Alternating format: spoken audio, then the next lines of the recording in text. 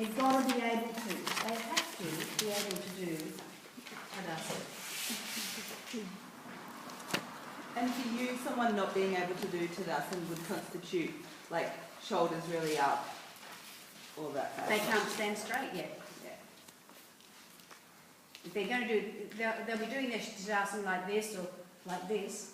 Their headstand is sure as hell going to be reflecting very similarly.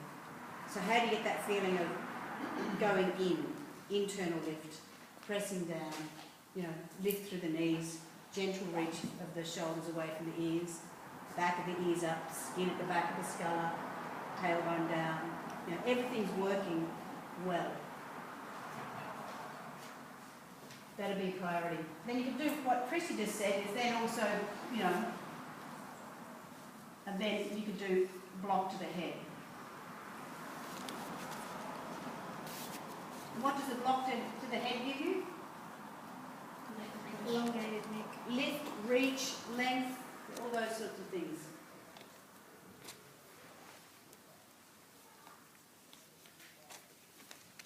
So they can do Tadasana, you practice here. You can also practice with a blanket, a cloth, something soft, you know, to a wall like this.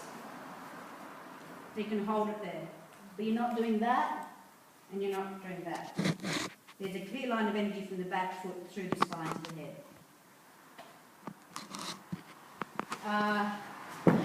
Then what? It's been mentioned now. Someone mentioned it earlier.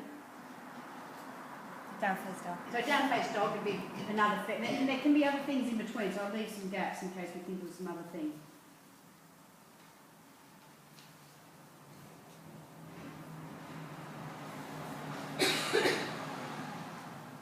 What do you think, like Utkatasana would be a forward bend, so you just see the upside down thing? Utkatasana.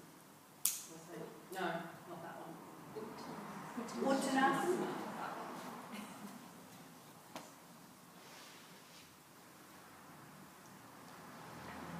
They're so close, aren't they? In there. Well, all that's different is the T and the K. Uttanasana. Yeah. Utkatasana. Oh, so Utkat. So the T and the N are different. Utkatasana. So Uttanasana, so they're getting head down, length of the spine, shoulders lifting, reach of the neck still. They haven't got to maybe to press on, you could give a block or a bolster to reach to. Something similar to this.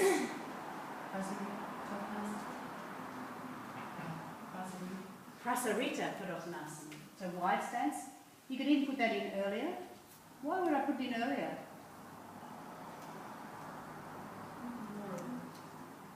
A little bit less draining on your Yeah. quads, on your hamstrings. Yeah, a little bit more less training, not your quads, but your Yeah, hamstrings. yeah. So wide stance forward bend is always easier than a close leg. That's easy, yeah? Generally. May not be the case, but you know, you could generally say that. And you could do onto a chair. They could do forearm, they could rest their head on a chair. They could, you know, like this.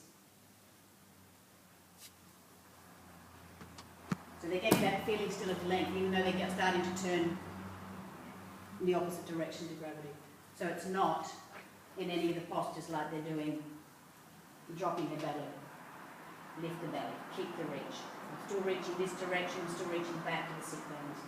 So trying to make sure there's not too much of a curve either way. Straight spine. What else? What about Garudasana arms as a way of just opening up the shoulder? Garudasana? Oh, sorry. Gomukhasana, yeah. So you could put in here, so you could do the block, and then you could also do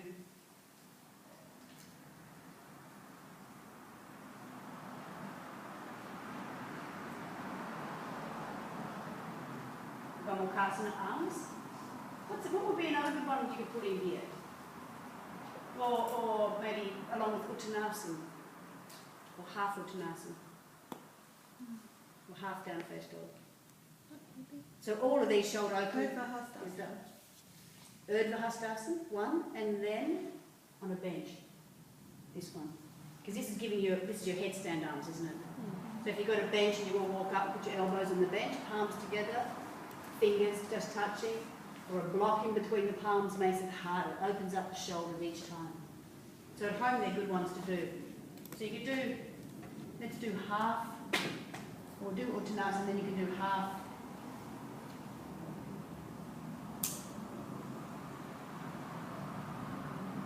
Elbows to bench, elbows to a chair.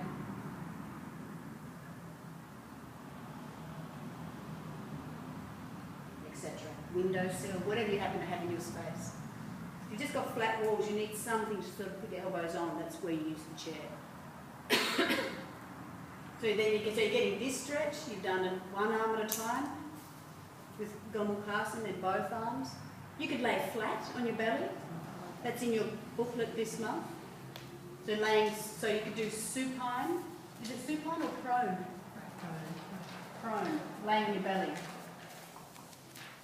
So prone, I call it prone Pinchamayurasana, or you could call it prone Shirshasana. So laying on your belly. Does that make sense if you just write prone Shirshasana? Would you remember that? It's in your notes. Page 40. So prone, I'll put prone Shirshasana. And it's on page 40 of your notes, of your manual for this month.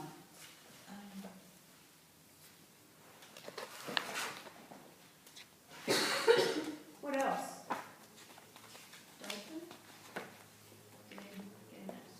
So you could do some dolphin curls and so on. So from down face dog, you could do things like dolphin curls. When I say dolphin curls,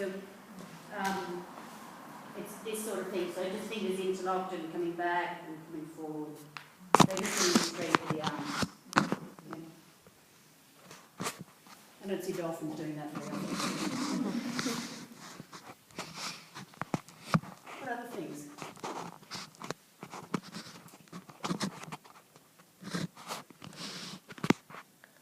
In a sequence developing toward, going upside down. With the dolphin legs up against the wall as well, and doing down face dog against the wall, or dolphin against the wall. Down face dog would be a good one. Yeah, so hands down and foot up to the wall.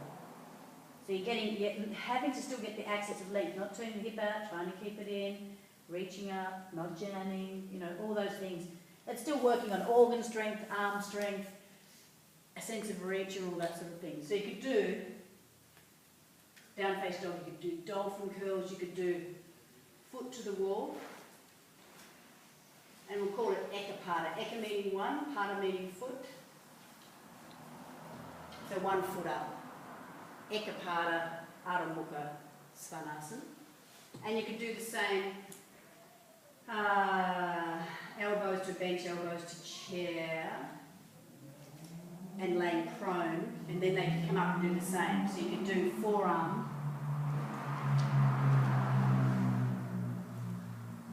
foot to wall, or 1 foot to wall. So just like you're doing, I just demonstrated to be on your forearms instead. You can have your hands to the block. So there's all those variations of hands to the blocks. Just to open the shoulders, just to keep things moving. So sorry, that's like a dolphin with a foot raised in it. So it's like this. So instead of being on hands, so this would be the first variation because it's easier. This would be the second variation. Or second, then you'd practice things like this. Opening the shoulders, opening the forearms, the inner wrist, all that sort of stuff.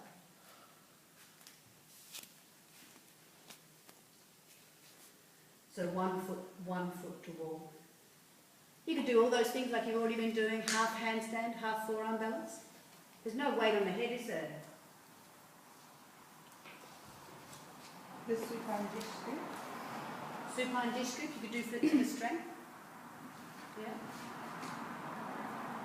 So somewhere in here, so supine dish. So it's more ab sort of strengthening more. You could do half handstand to wall, obviously. Half forearm balance, Pincha Mayurasana. Both, to wall. This one's already very much, half forearms very much getting very close, starting to get very close. Then you could do doing full handstand, full forearm.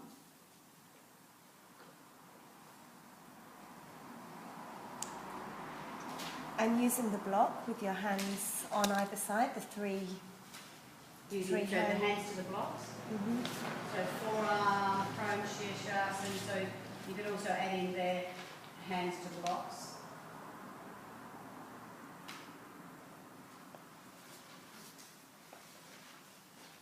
Just to open up shoulders more and work the strength. You could do that with one leg, you could do that with both feet up the wall. So the prone Shirshasana, how do you do that with the blocks? Laying on the belly, first of all. Yeah.